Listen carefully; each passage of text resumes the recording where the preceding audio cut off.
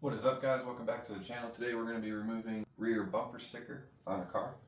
In this video I'm going to share what works for me and then share it with you guys. So if you get some knowledge out of this video, please smash that subscribe button. Here's all the stuff you're going to need to do this. If you have some Goo Gone laying around, it's nice to have. You really don't want to use this. It's kind of like a no-no. Kind of could scratch the paint. You could use this on the windows, but I wouldn't recommend using this on the paint. And then for the paint, plastic razor blades, and they got a little holder for it that comes with it. I'll post an affiliate link in the description if you want to buy any of these tools. This one or this one. Here's the last tool you're going to need is a bowl just to put some hot water in, because it's what everyone can do at their house here. They don't need anything special, just some hot water under the sink or this thing.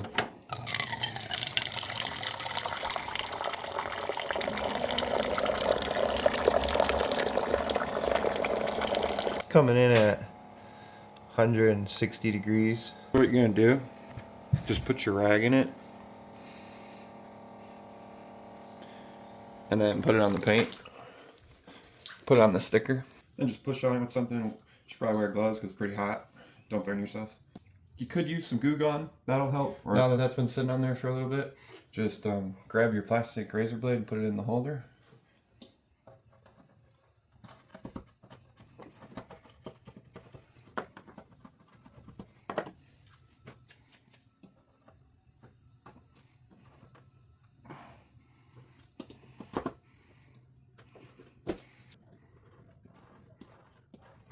Then just add like a drop of Dawn's dish soap. So right there, those are the results I got of just using hot water and a drop of Dawn's dish soap once I'm done. Well, that's all I got for this one. If you guys got some knowledge out of this, please smash that subscribe button. Peace.